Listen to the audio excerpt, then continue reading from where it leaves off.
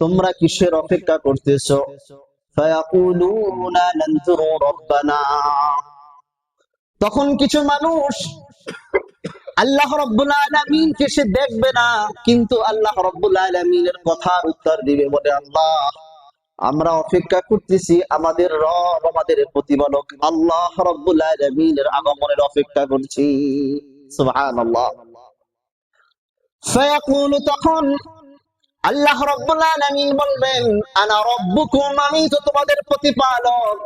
তখন বান্দারা বলবে, ফায়াকুলুনা, তারা এক বাক্যে বলে উঠবে, হাত্তা নানজুরা রাব্বানা। ও আল্লাহ, আমার দিলটা কিভাবে আমাদের শান্তি লাভ করবে? আপনি বললেন আপনি আমাদের রব, কিন্তু আমরা তো আপনাকে দেখতে পাচ্ছি না। যতক্ষণ পর্যন্ত আপনাকে আমরা দেখতে না পাবো, ততক্ষণ পর্যন্ত আমরা প্রশান্তি লাভ করতে পারবো না। জোরে বলেন সুবহানাল্লাহ। ফায়াকুলু আনা রাব্বুকুম, আল্লাহ রাব্বুল আলামিন বলবেন আমি হলাম তোমাদের রব। ফায়াকুলুনা হাত্তা নানজুরা ইলাইকা, যখন বান্দা এরকমের আরজি করবে, আল্লাহ আপনাকে আমরা সরাসরি দেখতে চাই, ফায়াতাজাল্লা লাহুম ইয়াদহাক, তখন আল্লাহ রাব্বুল আলামিন বান্দাদের আরজি অনুযায়ী, আল্লাহ রাব্বুল আলামিন বান্দার নেককার বান্দাদের চাওয়া অনুযায়ী, আগ্রহ অনুযায়ী রব্বে কারীম হাসতে হাসতে বান্দাদের সামনে হাজির হয়ে যাবে। আজকে আমরা যে বিষয় নিয়ে আলোচনা করব, যে বান্দার এমন কিছু কিছু কাজ আছে যে কাজগুলো দেখে আমার আল্লাহ রাব্বুল আলামিন হাসেন। জোরে বলেন সুবহানাল্লাহ। সর্বপ্রথম আমরা একটি হাদিস দিয়ে শুরু করব, মুসলিম শরীফের 357 নম্বর হাদিস। হাদিসটি বর্ণনা করেছেন হযরত জাবির রাদিয়াল্লাহু তাআলা আনহু।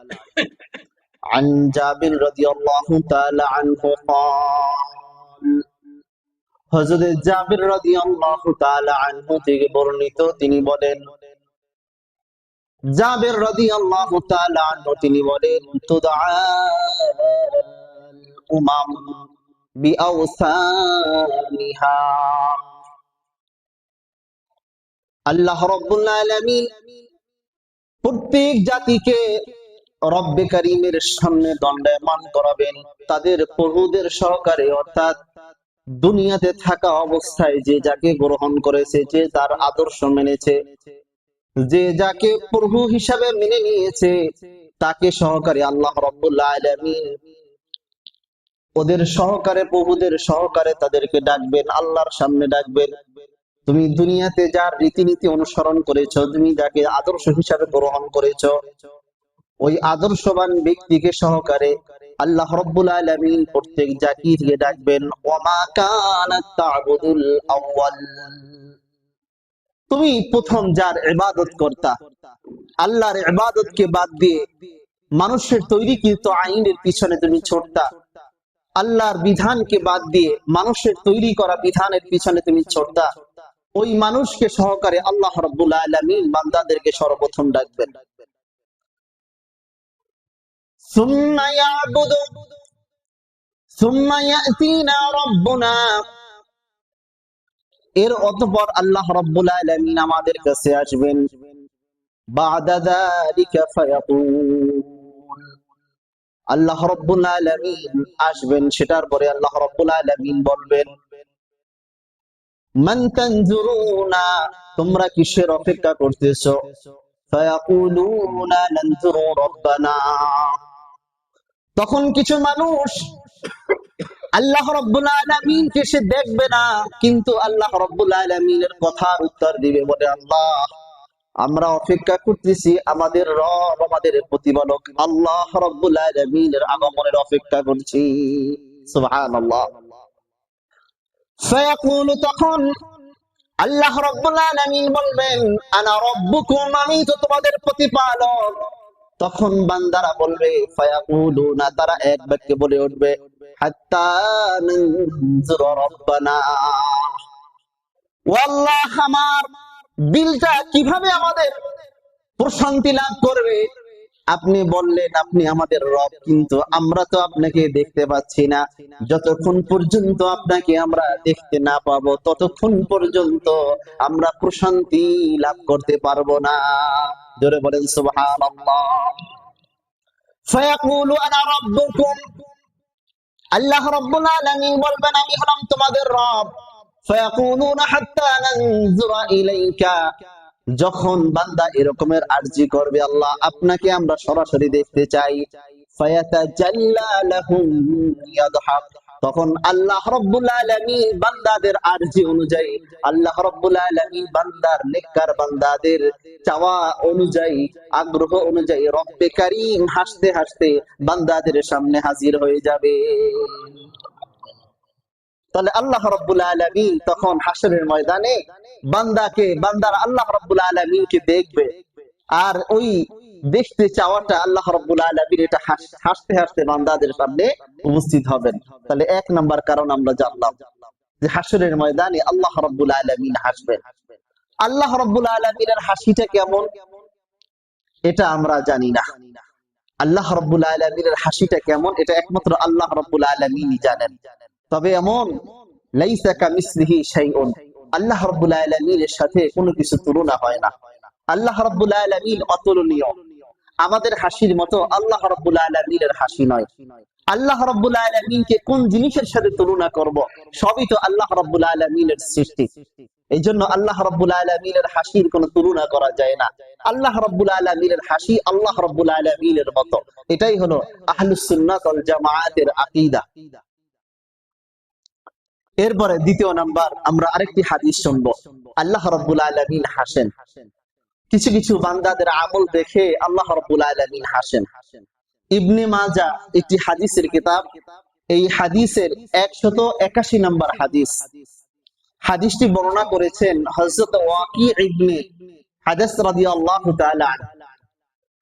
عن وكيع بن حدث رضي الله تعالى عنه قال, হযরত ওয়াকি' ইবনে হাদাস রাদিয়াল্লাহু তাআলা আনহু থেকে বর্ণিত, তিনি বলেন قال رسول الله صلى الله عليه وسلم, আল্লাহ রাসূল সাল্লাল্লাহু আলাইহি ওয়াসাল্লাম বলেন ضحك ربنا من قنوط عباده وقرب غيره, মানুষ যখন বিপদে পড়ে যায়, বিপদে পড়ে গেলে, সামান্য বিপদে যখন পড়ে, বড় বিপদে যখন পড়ে, সে আল্লাহর কাছে সাহায্য চায়। আর যখন তার থেকে বিপদ দূর হয়ে যায় তখন সে আল্লাহকে বাদ দিয়ে গায়রুল্লাহর দিকে দৌড়ায়। আল্লাহ রাব্বুল আলামিন বান্দার এই আমলটা দেখে, এই কর্মটা দেখে রব্বে কারীম শেষে দেন এ কত বড় আহাম্মক, কত বড় বোকা। সে যখন বড় বিপদে পড়ে তখন ডাক দেয় আল্লাহ, তখন সে আল্লাহর সামনে দৌড়ায়। আর যখন তার থেকে বিপদ দূর হয়ে যায় তখন সে গায়রুল্লাহর দিকে দৌড়ায়। আল্লাহ রাব্বুল আলামিন এই বোকার কর্মকাণ্ড দেখে রব্বে কারীম হেসে দেন। বর্ণনাকারী সাহাবী বলেন কুলতু ইয়া রাসূলুল্লাহ, আমি আল্লাহর রাসূলকে একটু কৌতূহল নিয়ে জানার জন্য আরেকটু জিজ্ঞাসা করলাম, ইয়া রাসূলুল্লাহ, ইয়া হাবিবাল্লাহ, আওয়া ইয়াদহাকুর রাব্বু, ওগো আল্লাহর রাসূল, আমার রব কি আরো কোন কোন বান্দার কর্ম দেখে কি হাসেন? ক্বালা নাআম কুনতু, এরপরে নবীজি সাল্লাল্লাহু আলাইহি ওয়াসাল্লাম বলেন হ্যাঁ হ্যাঁ, বান্দার আরো কিছু কর্ম আছে যে কর্ম দেখে আল্লাহ রাব্বুল আলামিন হাসেন। আল্লাহর নবী সাল্লাল্লাহু আলাইহি ওয়াসাল্লাম বলেন লান্নাদিমা মিন রাব্বিন ইয়াদহাকু খায়রা, আল্লাহ রাব্বুল আলামিন বান্দার এমন কর্ম দেখে হাসেন, বান্দার সামনে একটা কল্যাণকর কাজ আছে, নেক কাজ আছে, একটা পুণ্য কাজ আছে। এই পুণ্য কাজটা বান্দা ত্যাগ করে ফেলে, বান্দা এটা ছেড়ে দেয়, হেলায় দুলায় এটা ছেড়ে দেয়। আল্লাহ রাব্বুল আলামিন বান্দার এই কর্মকাণ্ড থেকে হেসে দেয়। হায় রে, বান্দা কত বোকা, তাকে আমি কিসের জন্য বানিয়েছি, আর তার জীবনটাকে সে কিসের পিছনে ব্যয় করছে। আল্লাহ রাব্বুল আলামিন বান্দার এই কর্ম দেখে হেসে দেন। তাহলে কয়টা কারণ আমরা জানলাম? তিনটা কারণ আমরা জানলাম, এই হাদিসের মধ্যে পেলাম আমরা দুইটা।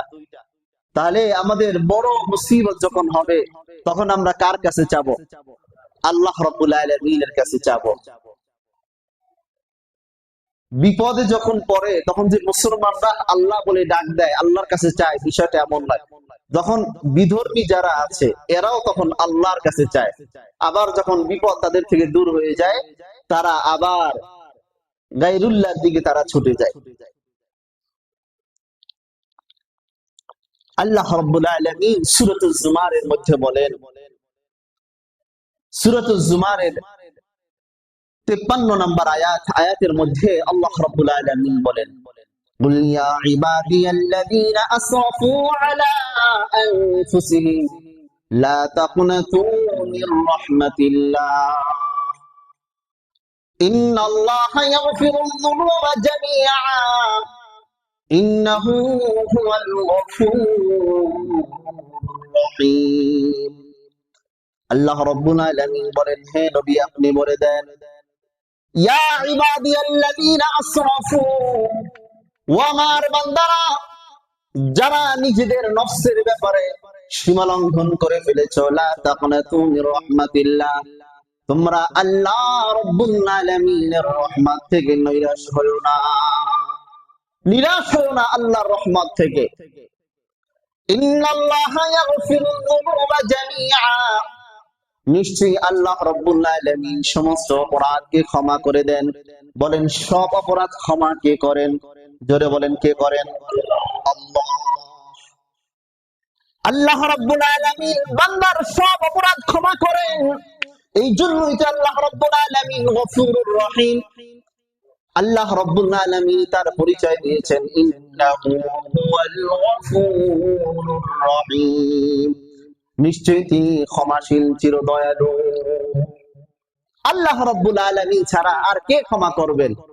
এই জন্যই তো রব্বে কারীম গফুরুর রহিম, চির ক্ষমাশীল, অতি দয়াবান আল্লাহ রাব্বুল আলামিন।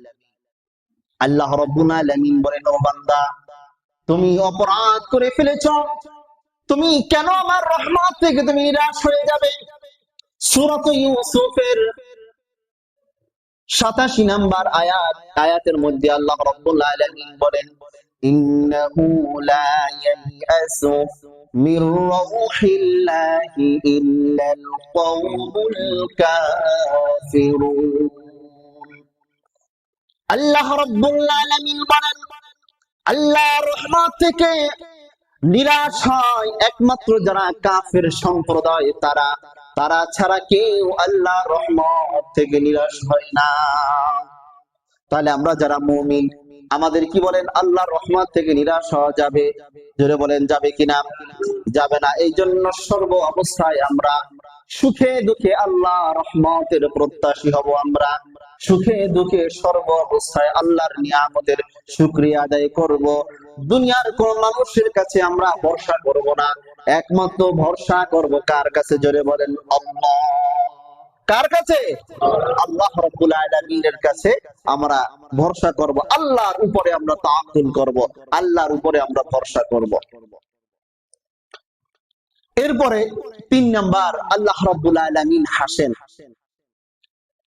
মাজমাউজ জাওয়াইদ একটি হাদিসের কিতাব, এর 2 নাম্বার খণ্ড 229 নাম্বার পৃষ্ঠায় উল্লেখ আছে, قال سعد بن إبراهيم بن عوف, হযরত সাদ ইবনে ইব্রাহিম ইবনে আউফ রাদিয়াল্লাহু তাআলা আনহু তিনি বলেন, কুনতু জালিসান ইলা জামবি হুমায়দ ইবনে আব্দুর রহমান ফিল মসজিদ। একবার আমরা বসা ছিলাম হযরত হুমায়দ ইবনে আব্দুর রহমানের সাথে, মসজিদের মাঝে আমরা বসা ছিলাম। হুমায়দ ইবনে আব্দুর রহমান তিনি ছিলেন একজন তাবিঈ। তাবিঈ কারা? যারা সাহাবায়ে কেরামদেরকে ঈমানের সাথে দেখেছেন তারা হলেন তাবিঈ। সাহাবী কারা? যারা যে সমস্ত আসহাবগণ, সাহাবীগণ নবীকে ঈমানের সাথে দেখেছেন তারা হলেন সাহাবী। হযরত হুমায়দ ইবনে আব্দুর রহমান তিনি মসজিদের মাঝে বসা ছিলেন। ফামাররা আলাইহি শাইখুন জামিলুন, বনি গিফার। বনি গিফারের একজন সুন্দর বয়োবৃদ্ধ মানুষ তাদের সামনে দিয়ে অতিক্রম করেছিলেন। ফাআরসালা ইলা হুমাইদ, তখন তিনি হুমাইদ তার কাছে একজন লোক পাঠালেন।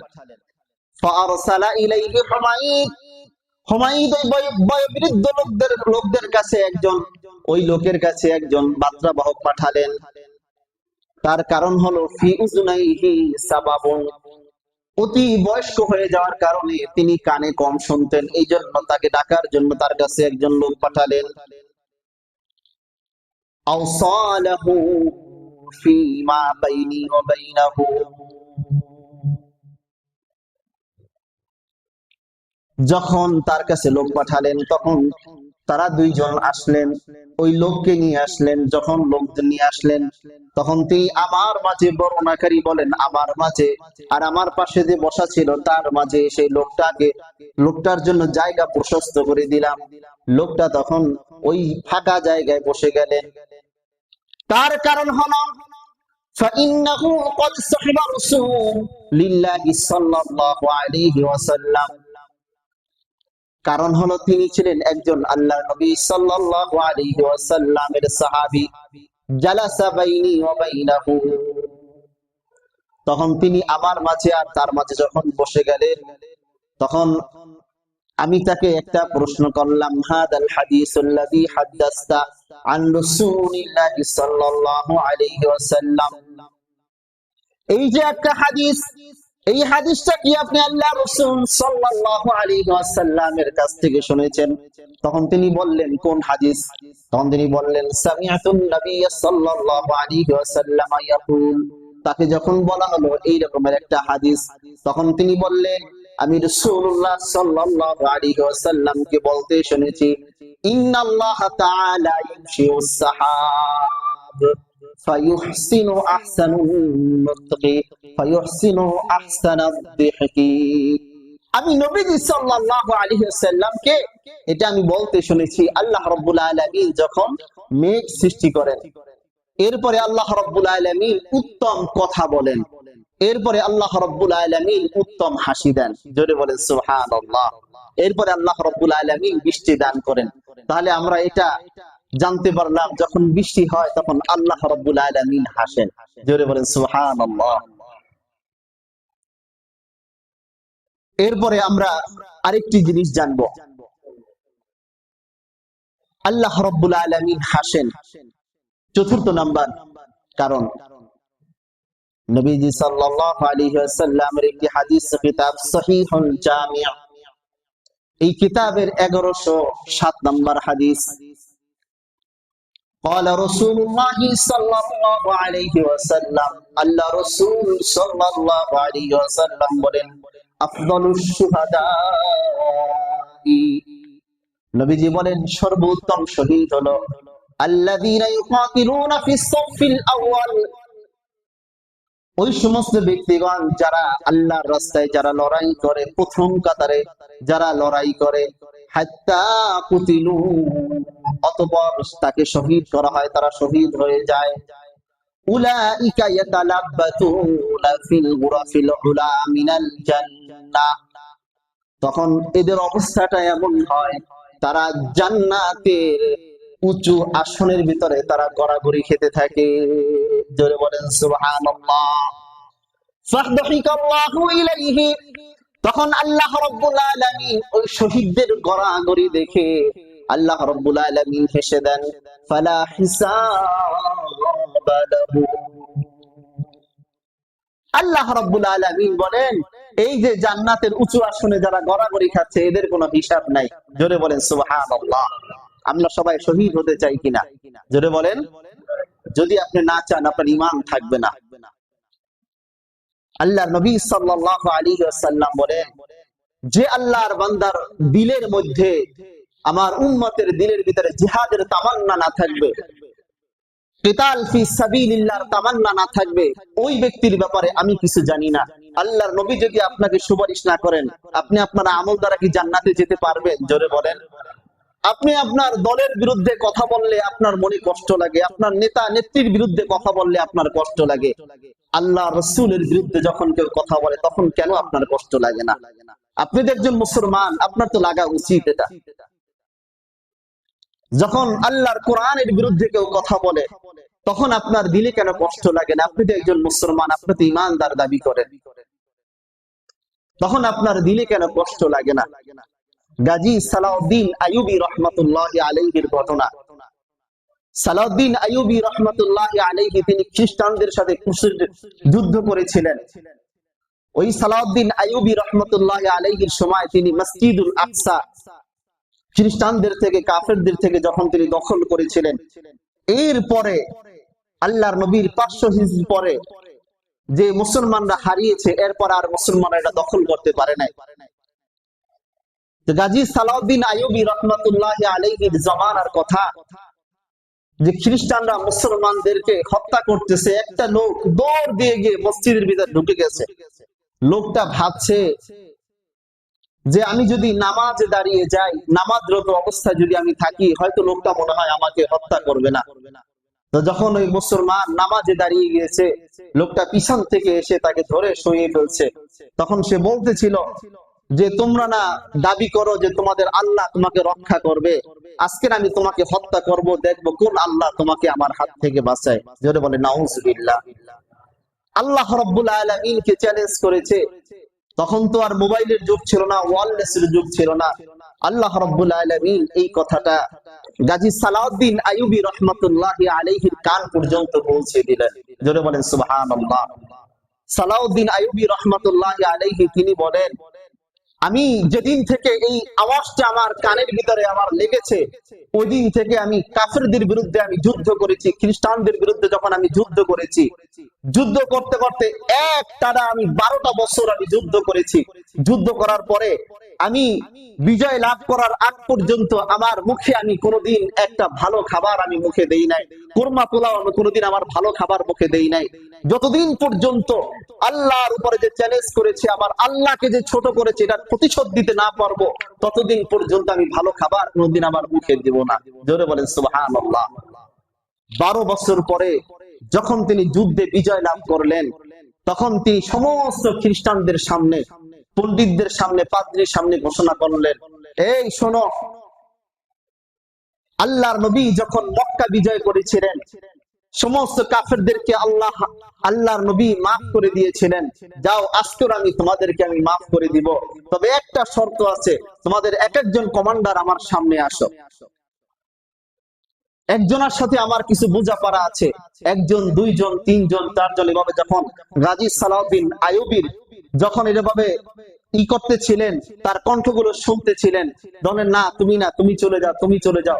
যখন ওই যে 12 বছর আগে যে লোকটা চ্যালেঞ্জ করেছিল, ওই লোকটা যখন আসছে, তখন গাজী সালাউদ্দিন আইয়ুবী রহমাতুল্লাহ আলাইহি তাকে খপ করে ধরে ফেলছেন, ধরে তাকে মাটিতে শুয়ে ফেলছেন। এবার বলতেছেন যে তুমি যে আমার আল্লাহকে চ্যালেঞ্জ করেছিলা, আজকের সেই হত্যার প্রতিশোধ আমি নিব। তখন তাকে হত্যা করলেন, আর আল্লাহর দিকে শাহাদাত আঙ্গুল জাগিয়ে বলেন, আল্লাহ, 12 বছর পর্যন্ত আমার অন্তরের ভিতরে আল্লাহ কষ্ট ছিল, সেই কষ্টটা আজকের আল্লাহ আমি দূর করলাম। ও আল্লাহ, সেই কষ্টটা আমি আজকে দূর করতে পারলাম। আল্লাহ, তুমি যে আমার দিলে এই প্রশান্তি দিয়েছো, আল্লাহ এর জন্য তোমার শুকরিয়া আদায় করি। তোমাকে যে কটূক্তি করেছে, একে আমি হত্যা করে আল্লাহ এই জমিনকে আমি পবিত্র করে দিলাম। জোরে বলেন সুবহানাল্লাহ। এদের ছিল ঈমান। আজকের আমাদের মুসলমান, আমরা মনে করি যে কেউ যদি আল্লাহ রাসূলের বিরুদ্ধে কটূক্তি করে, তো আমাদের কিছু যায় আসে না। কেউ যদি ইসলামের বিরুদ্ধে কথা বলে, তো আমার কিছু যায় আসে না, আমি তো আমার পরিবার নিয়ে ভালো আছি। ভাই, এটার নাম আসলে ঈমান নয়। নবীজি সাল্লাল্লাহু আলাইহি ওয়াসাল্লাম বলেছেন, যার দিলের ভিতরে জিহাদের তামান্না না থাকবে, যার দিলের ভিতরে কিতাল ফি সাবিলিল্লাহর তামান্না না থাকবে, আল্লাহর নবী তাদেরকে সুপারিশ করবেন না। আমরা বলি, হুজুর উমুকে অ্যাক্সিডেন্ট হয়ে মারা গেছেন, তিনি কি শহীদদের মর্যাদা পাবেন? শহীদ কি জিনিস? আমরা বলি, একজন লোক, তার খুব সাহস, সিংহের মতো সাহস। কিসের মতো? হ্যাঁ, সিংহের মতো সাহস। তাহলে সিংহ একটা জিনিস, আর ওই ব্যক্তির সাহস, ওই ব্যক্তির আর একটা জিনিস। তিনি কি কোন সিংহের মতো, মানে সিংহের কিছুটা সাহস তার মধ্যে আছে, কিন্তু সিংহ এক জিনিস, আর ওই ব্যক্তি কোনোদিন কি সিংহ বরাবর হবে? কোনোদিন জোরে বলেন, কোনোদিন এটা বরাবর হবে না। অনেকে বলে যে তার গর্জনটা বাঘের মতো, তো বাঘের গর্জন আর মানুষের গর্জন কোনোদিন কি বরাবর হবে? জোরে বলেন। তাহলে শহীদ মৃত্যু, শহীদ এমন একটা জিনিস যে শহীদের মৃত্যু শহীদের বরাবর কোনোদিন হবে না। তবে আল্লাহ রাব্বুল আলামিন কিছু কিছু আমলের বিনিময় রব্বে কারীম তাদেরকে শাহাদাতের একটা মর্যাদা দান করেন, কিন্তু শহীদের সমপরিমাণ কোনোদিন এটা হবে না।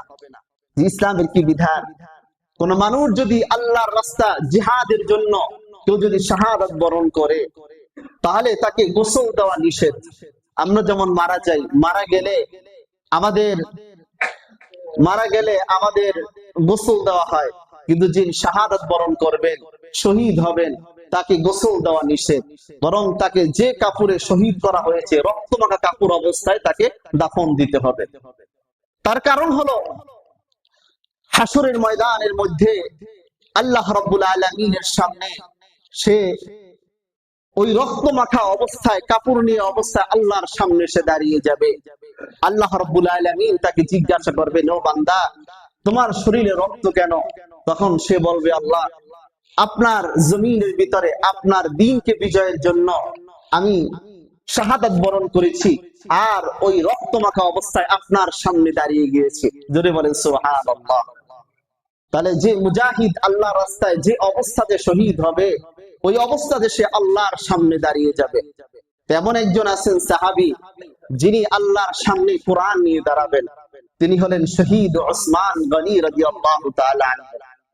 ওসমান গনি রাদিয়াল্লাহু তাআলা আনহুকে যখন খারিজিরা, বিদ্রোহীরা যখন তার গলায় সর্বপ্রথম ছুরিটা চালিয়েছিলেন, তখন তার দাড়ি মুবারকের উপরে হাত দিয়েছিলেন। যখন তার সর্বপ্রথম তাকে তার গর্দানের উপরে আঘাত করে, তখন তার স্ত্রী নাইলা তার হাতটাকে বাড়িয়ে দিয়েছিলেন স্বামীকে বাঁচানোর জন্য। তার আঙ্গুলের মাথাটা কেটে গিয়ে সর্বপ্রথম আঙ্গুলের মাথাটা এবং রক্তটা কোরআনের অক্ষরের উপরে পড়েছিল। যে আয়াতটা তিনি পড়তেছিলেন, হাসবুনাল্লাহু ওয়া নি'মাল ওয়াকিল, নি'মাল মাওলা ওয়া নি'মান নাসির। হাসবুনাল্লাহু ওয়া নি'মাল ওয়াকিল, আল্লাহ আমাদের জন্য যথেষ্ট। নি'মাল মাওলা ওয়া নি'মান নাসির, নি'মাল মাওলা ওয়া নি'মান নাসির, কতই না উত্তম অভিভাবক, কতই না উত্তম সাহায্যকারী। তো ওসমান গনিকে যখন মুনাফিকরা যখন হত্যা করার জন্য তার গলায় যখন প্রথম ছুরির আঘাত করেন, তখন তার রক্তের প্রথম ফোঁটাটা আল্লাহর কোরআনের উপরে পড়তেছিল। ওসমান রাদিয়াল্লাহু তাআলা আনহুর শেষের আমলটা ছিল কোরআন তেলাওয়াতরত অবস্থায়। তো এই জন্য ওসমান গনি এমন একজন সাহাবী, যিনি হাসরের ময়দানে উঠবেন, আল্লাহর কোরআন নিয়ে তিনি দাঁড়িয়ে যাবেন। জোরে বলেন সুবহানাল্লাহ। কারণ যে যে অবস্থাতে শাহাদাত বরণ করবে, তাকে তো ওই অবস্থাতেই তাকে দাফন দিতে হবে। সম্মানিত হাজিরিন, এই জন্য শহীদদের এমন মর্যাদা যে আল্লাহ রাব্বুল আলামিন বলেন, ওয়ালা তাকুলু লিমান ইয়ুকতালু ফি সাবিলিল্লাহি আমওয়াত, যারা আল্লাহর রাস্তায় মৃত্যুবরণ করে তোমরা তাদেরকে কিন্তু মৃত বলো না। বাল আহইয়াউ ওয়ালাকিন লা তাশউরুন, বাল আহইয়াউ, বরং তারা জীবিত, কিন্তু সেটা তোমরা অনুভব করতে পারো না। কিছু কিছু ভণ্ড আছে যে এগুলো তারা তাদের ওলিদের ব্যাপারে আয়াতকে তারা ব্যবহার করে। আল্লাহ রাব্বুল আলামিন বলেছেন শহীদদের ব্যাপারে, তারা নিয়ে যায় তাদের ওলির ব্যাপারে। তারা যাদের পূজা করে, তারা যে সমস্ত কবরের মাজারের কাছে গিয়ে চায়, তাদের ব্যাপারে এগুলো তারা, এই আয়াতগুলোকে তারা ব্যবহার করে। জোরে বলে নাউজুবিল্লাহ। আল্লাহ রাব্বুল আলামিন অন্য আয়াতের মধ্যে বলেন, যারা শহীদ হবে আল্লাহ রাব্বুল আলামিন তাদের কবরের ভিতরে তাদেরকে রিজিক দান করেন। জোরে বলেন সুবহানাল্লাহ। মানুষের যেমন রিজিক আছে, আল্লাহর রাস্তায় যারা শহীদ হয় তাদের কিয়ামত পর্যন্ত তাদেরকে রিজিক দান করবেন। আল্লাহর নবী সাল্লাল্লাহু আলাইহি ওয়াসাল্লামকে আল্লাহ রাব্বুল আলামিন জিজ্ঞাসা করলেন, ইয়া রাসূলুল্লাহ, ইয়া হাবিবাল্লাহ, আপনার আকাঙ্ক্ষা কি? আল্লাহর নবী বললেন, ওগো আল্লাহ, আমার একটা আকাঙ্ক্ষা, আপনার দ্বীন বিজয়ের জন্য আমি শাহাদাত বরণ করব, আপনি আমাকে আবার জীবিত করে দিবেন, আবার শাহাদাত বরণ করব, আপনি আমাকে আবার জীবিত করে দিবেন। এটা ছিল আল্লাহর নবী সাল্লাল্লাহু আলাইহি ওয়াসাল্লামের আকাঙ্ক্ষা ছিল এটা। সম্মানিত হাজিরিন, আল্লাহ রাব্বুল আলামিন শহীদদেরকে কেমন মর্যাদা দান করবেন। হাসরের ময়দানের ভিতরে প্রত্যেকটা মানুষের জান্নাতের ভিতরে এক একটা সীমানা থাকবে, কিন্তু যারা শহীদ হবে আল্লাহর রাস্তায়, এদের কোন সীমানা জান্নাতের ভিতরে আল্লাহ রাব্বুল আলামিন নির্ধারণ করবেন না। এরা একটা সবুজ পাখির ভিতরে আল্লাহ রাব্বুল আলামিন তার রূহটাকে দিয়ে দিবেন, একটা সবুজ পাখি বানিয়ে দিবেন, আর বলবেন যে এই জান্নাতের ভিতরে যত জায়গা বিচরণ করবা সবই হবে তোমার। জোরে বলেন সুবহানাল্লাহ। আল্লাহ রাব্বুল আলামিন মাঝে মাঝে শহীদদেরকে ডাক দিবেন, বলবেন ও আমার সুহাদারা আসো, তোমরা আমার কাছে কিছু চাও। শহীদরা আল্লাহর কাছে বলবে, আল্লাহ তোমার কাছে আমরা কি চাবো, তুমি আমাদের কি এত নিয়ামত দান করেছো, ও আল্লাহর কি চাবো।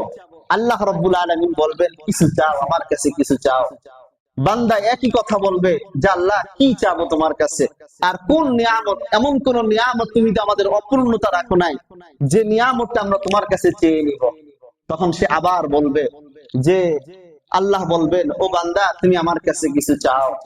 আল্লাহ রাব্বুল আলামিনের একজন ফেরেশতা বলবে যে, ও সুহাদারা শোনো, যতক্ষণ না পর্যন্ত তোমরা আল্লাহ তাআলার কাছে কিছু না চাবা, ততক্ষণ পর্যন্ত আল্লাহ রাব্বুল আলামিন এভাবে তোমাদেরকে জিজ্ঞাসা করতেই থাকবেন, আল্লাহ রাব্বুল আলামিন তোমাদেরকে দিতেই চাইবেন, তোমরা আল্লাহ তাআলার কাছে কিছু একটা চাও। তখন সমস্ত শহীদরা এক বাক্যে বলে উঠবে, আল্লাহ আপনি আমাদেরকে দুনিয়ার জমিনে আরেকবার পাঠান, আপনার দিন কায়েমের জন্য আমার শাহাদাত বরণ করে আপনার সামনে হাজির হয়ে যায়। জোরে বলেন সুবহানাল্লাহ।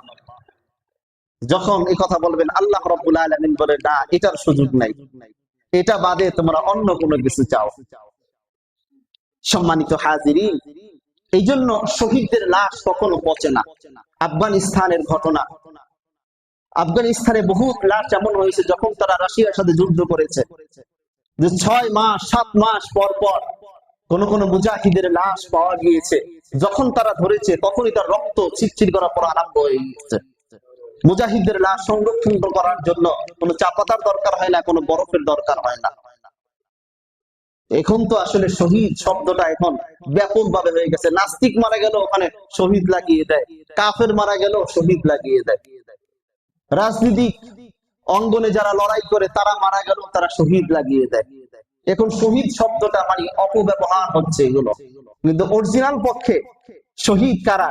যারা ইকামতে দ্বীন কায়েমের জন্য আল্লাহর জমিনে আল্লাহর দ্বীন কায়েমের জন্য যারা শাহাদাত বরণ করবে, সেটা হলো শহীদ। আল্লাহর দ্বীন কায়েমের পদ্ধতি কি? নবীজি সাল্লাল্লাহু আলাইহি ওয়াসাল্লাম যে তরিকায়, যে পদ্ধতিতে দ্বীন কায়েম করেছেন, নবীজি সাল্লাল্লাহু আলাইহি ওয়াসাল্লাম, সাহাবায়ে কেরাম রাদিয়াল্লাহু তাআলা আনহুমগণ যে পদ্ধতিতে, যে অবস্থাতে দ্বীন কায়েম করেছেন, ওই পদ্ধতিতে অনুসরণ করে যারা মৃত্যুবরণ করবে এরাই হলো শহীদ।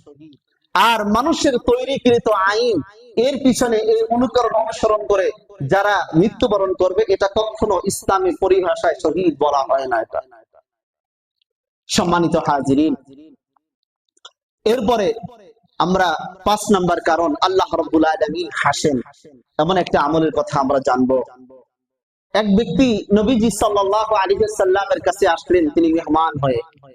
তখন নবীজি সাল্লাল্লাহু আলাইহি ওয়াসাল্লাম একজন ব্যক্তিকে পাঠালেন যে আম্মাজানদের ঘরে, নবীজির বিবিদের ঘরে কোনো খাবার আছে কিনা খাবার আনার জন্য পাঠালেন।